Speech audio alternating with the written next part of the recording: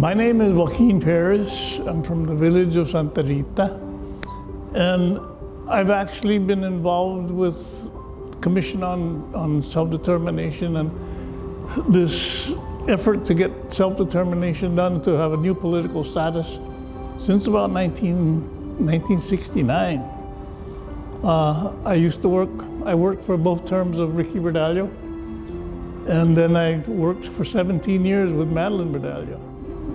I'm from Guam, I'm Chamoru, and my parents were originally from the village of Sumay, which was destroyed and absorbed by the military.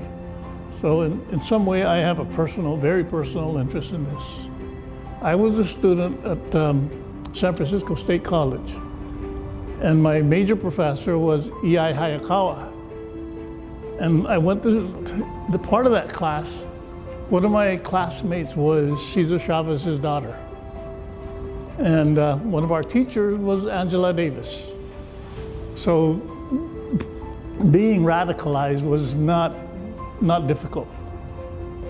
We sort of started to think that, number one, the military had too much hegemony here on Guam to control, not only control too much of the land, but also determine in a large way the social life of the island and the political life. So we wanted to try to change that. We used to, in the Brown movement, we used to have a saying that, Guam, love it or leave it. I think in a lot of senses, that applies today. You've got to love it in order to give your all for it. Once you get that passion in you, it doesn't die.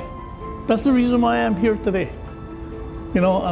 I'm getting to the point where I want to just sail off into the sunset.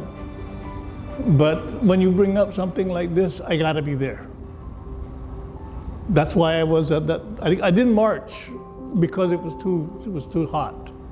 So I sat under the tent with a bunch of us old people, and we were talking about what you guys were doing. And so one of the older people asked me, "Kin, who do you see has the passion?" I said, "There's several of them. We'll just have to wait and see who is going to come out and shine."